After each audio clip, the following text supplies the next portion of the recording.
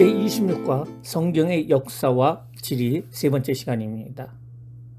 우리는 먼저 예수님의 생애에 대해서 알아보도록 하겠는데요. 예수님의 생애에 대해서는 복음서에 나타나 있습니다. 예수님의 생애에 대해서 전체적인 흐름으로 이해를 하기 위해서 연대순으로 알아보도록 하겠습니다. 첫 번째로 예수님의 탄생과 유년기라고 할 수가 있습니다. 예수님의 탄생은 BC 4년경으로 태어나셨습니다. 예수님의 탄생은 임마누엘 탄생, 베들레헴 탄생, 그리고 천사들의 예언 등으로 구약성경과 그리고 미리 주어졌고 이것이 완성되었습니다. 로마 치하에 있던 식민지에 대한 인구조사가 가이사라 아구스투의 명령에 따라 실시됩니다. 이 로마 황제인 가이사는 그 통치 지역에 있는 모든 사람들의 인구를 조사를 하게 되는데요.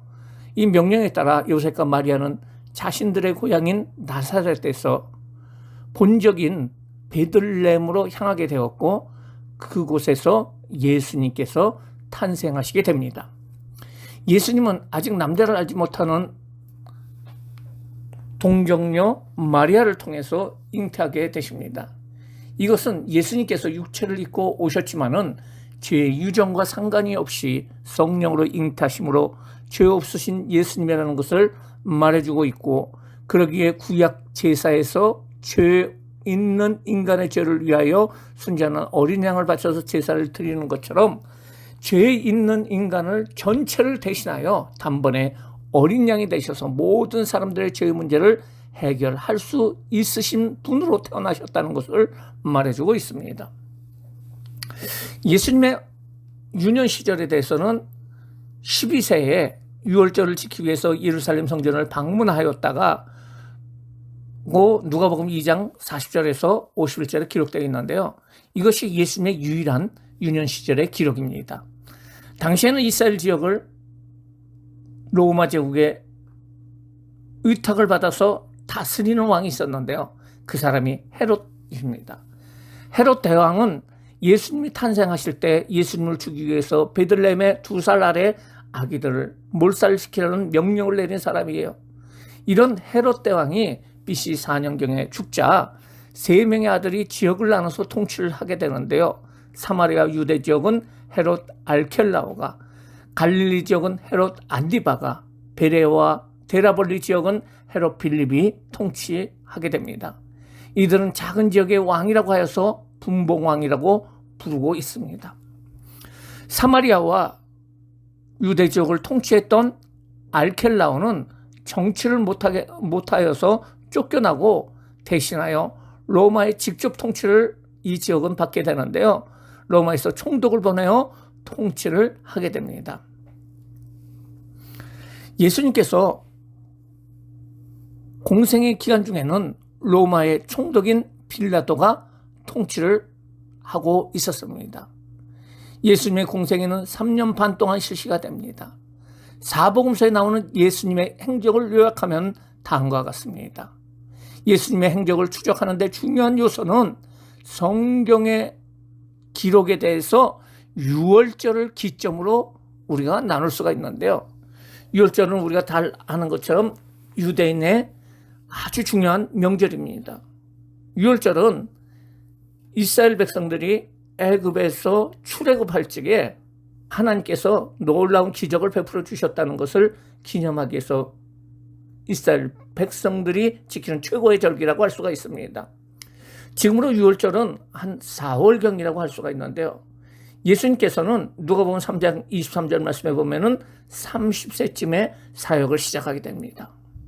먼저 예수님은 나사렛을 떠나서 요단강에서 세례를 받으시고 유다 광야에서 40일 동안 금식하시고 사단의 시험을 이기십니다. 예수님은 5명의 제자를 세우시고 갈릴리로 돌아오게 되어 가나 혼인잔치에서 기적을 일으키십니다. 이것이 공생의 1년차 유월절 전에 일어난 사건이라고 할 수가 있습니다. 공생의 1년차 유월절 때 예수님께서는 갈릴리에서 예루살렘으로 가십니다. 왜냐하면 당시에 남자들은 1년에 한 번 이상을 예루살렘 성전에 가야 했습니다. 예수님은 유월절을 맞이해서 예루살렘을 방문하십니다. 예수님은 예루살렘에서 성전을 정화하시고 그리고 8개월 정도를 예루살렘에 거주하시면서 여러 가지 기적을 행하십니다. 이때 관원이었던 니고데모가 저녁에 몰래 예수님을 방문하는 그 사건이 있었고요. 그리고 12월이 되자 예수님은 다시 갈릴리로 올라가게 되는데요. 이때 사마리아 여인을 만나게 됩니다. 예수님은 갈릴리에 도착하여 가나에서 두 번째 왕의 신화를 고치고 제자들을 다시 부르시고 본격적으로 갈릴리에서 사역을 하는데, 이 사역은 말씀을 가리키고 하나님 나라를 선포하고 병든 자를 고치는 세계의 사역이었습니다. 두 번째 해 2년차 두 번째 해 6월절까지 예수님은 갈릴리에서 사역을 이어가시는데요. 6월절이 되자 예루살렘으로 가셔서 베데스다 연못에서 38년 된 병자를 고치십니다. 그리고 이 예루살렘의 그 행적에 대해서는 그리 많이 나와 있는 것이 없기 때문에 바로 그 예루살렘에서 갈릴리로 올라간 것으로 알 수가 있습니다. 다시 갈릴리에 돌아오신 예수님에는 갈릴리 2차 사역을 시작을 합니다. 이때 예수님은 12명의 제자를 임명하시고 산상수훈을 베푸시고 나인성 과부 아들을 살리시고 이뿐 아니라 순회 전도를 하시면서 갈릴리 호수의 파도를 잔잔케 하시고 회당장 야이로의 딸을 살리시는 등 기적과 말씀 사역을 진행하십니다. 세 번째 해에는 예수님께서는 6월절에 예루살렘으로 가지 않습니다. 대신에 지금의 10월경인 바로 초막절 때 올라가십니다. 초막절은 지금의 10월경의 절기인데요. 예수님은 셋째 해 3년차에 9월까지 갈릴리에 계시면서 다양한 기적과 말씀을 진행을 하십니다. 그리고 9월경에 예수님께서 예루살렘에 가기 전에 갈릴리 북부 지역을 순회하시면서 12 제자를 훈련시키는 일을 하시는데요. 이때 가이사랴 빌립보에서 베드로는 주는 그리스도요 살아계신 하나님의 아들이라고 신앙 고백을 하게 되고요. 또 예수님께서는 변화산에 올라가셔서 그분의 형체가 변화되는 사건을 보여주시고 비로소 예수님께서는 자신이 예루살렘에서 십자가에 죽으실 것을 말씀하십니다. 3년차 10월경 초막절에 예수님은 예루살렘으로 갔다가 예루살렘 옆에 요단 동편에 있는 땅 베레아로 가셔서 겨울을 지내시면서 그곳에서 기적과 비유로 말씀하십니다. 4년차 6월절이 가까이 오자 드디어 예수님께서는 무리를 이끌고 예루살렘 성으로 입성하여 그곳에서 일주일 계시다가 목요일 저녁에 잡히셔서 금요일 날 십자가에 못 박히게 되십니다. 그리고 예수님은 주일 새벽에 부활하시고 40일 동안 부활의 몸을 입고 계시다가 감람산에서 승천하십니다. 이때 예수님의 승천을 목격한 숫자가 500여 명 정도가 된다고 성경은 기록하고 있습니다. 우리가 그 다음으로 알아볼 것은 예수님이 승천하신 후에 그 12사도들 그리고 다른 사도들의 복음 전파에 대해서 우리가 알아보도록 하겠습니다. 이때를 사도시대라고 하는데 사도시대의 역사적인 배경에 대해서 알아보면요, 예수님께서 승천하시기 전 지상명령인 사도행전 1장 8절의 말씀을 통해서 예수님께서 제자들에게 사도들에게 부탁하시는데요. 사도행전 1장 8절에 오직 성령이 너에게 임하시면 너희가 권능을 받고 예루살렘과 온 유대와 사마리아 땅끝까지로 내 증인이 되라 라고 말씀하시는 이 말씀을 이루어가는 것, 그 제자들이 이루어가는 과정을 말하는 것이 사도행전이라고 할 수가 있습니다. 먼저는 성령님 임하십니다. 예수님은 부활하신 후 40일 동안 하나님 나라의 일을 말씀하십니다. 예수님을 쫓던 대부분의 사람들은 갈릴리 지역에서 온 갈릴리 사람들이었어요. 부활하신 예수님은 예루살렘을 떠나지 말라고 말씀하십니다. 그리고 성령을 받으라고 말씀하셨어요. 예수님을 예수님께서 죽던 그 날이 6월절 날이었는데, 그리고 예수님은 40일 동안 말씀을 전합니다. 절기상으로 6월절 후 50일이 되면은 유대인의 다른 절기인 오순절이 있는데요. 그런데 오순절이 되던 그 날에 바로 성령이 임하게 됩니다. 그러면 제자들은 예수님의 명령을 따라 며칠 동안 기도하였을까요?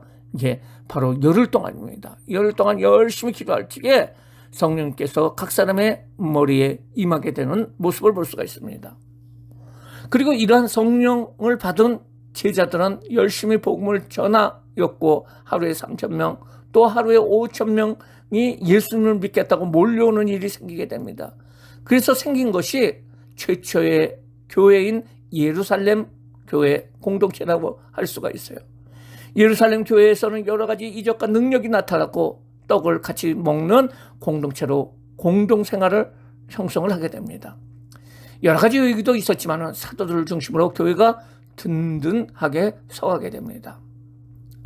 하지만은 그들은 예수님의 지상명령인 예루살렘을 떠나지 않고 사마리아와 유대로 가지 않았어요. 그들의 전도 대상은 단순히 유대인들이었고, 유대교 사상에서 유대인만 구원을 얻을 수 있다는 그 선민 사상을 버리지 못했어요. 그래서 하나님께서는 핍박을 통해서 교회가 흩어지게 하셨고, 흩어진 교인들은 사마리아, 유대에서 복음을 전하게 됩니다. 그런 중에 안디옥이라는 곳에 가서 이방인인 헬라인들에게 복음을 전했는데, 그 복음을 받아들이게 되고요, 그 이방인들이 교회를 세웠는데, 그 교회가 바로 안디옥 교회입니다.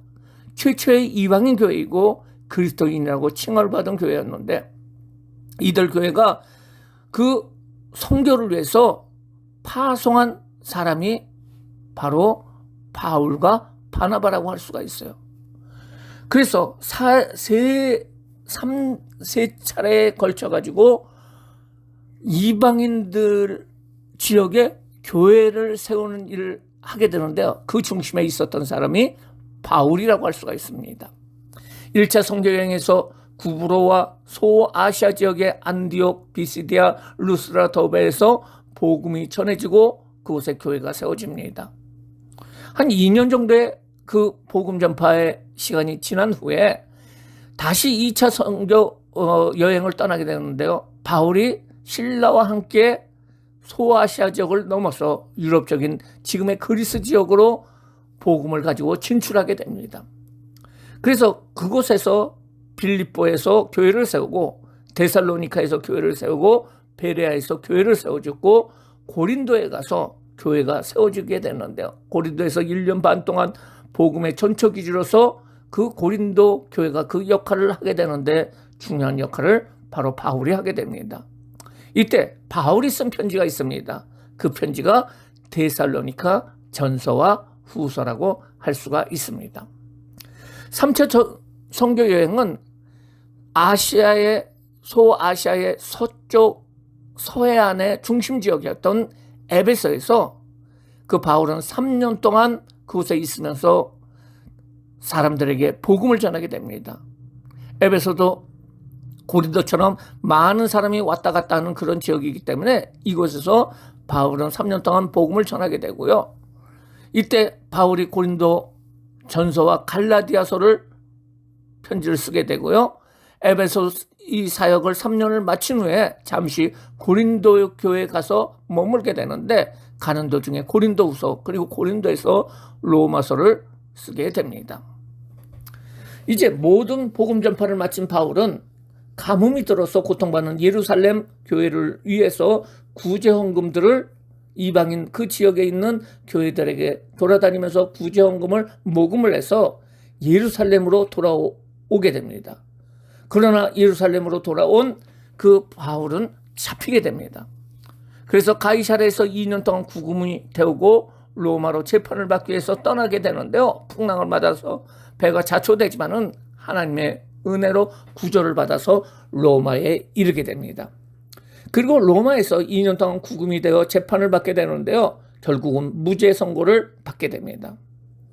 로마에 있을 적에 옥중서신으로 빌립보서, 에베소서, 빌레몬서, 골로새서를 쓰게 되고, 무죄 선고를 받고 주변을 천도하면서 디도서, 디모데 전서를 쓰고 재차 로마 사람들에 의해서 갇히게 되고요. 감옥에 수감이 되어서 결국은 그 바울은 순교하게 됩니다. 순교하기 직전에 디모데 후서를 써서 총 13권의 편지가 바로 바울의 그 성경책인 바울 서신이라고 할 수가 있습니다. 이상으로 제26과 성경의 역사와 지리 3편, 예수님의 생애부터 바울의 전도여행까지의 역사 지역을 알아봤습니다. 감사합니다.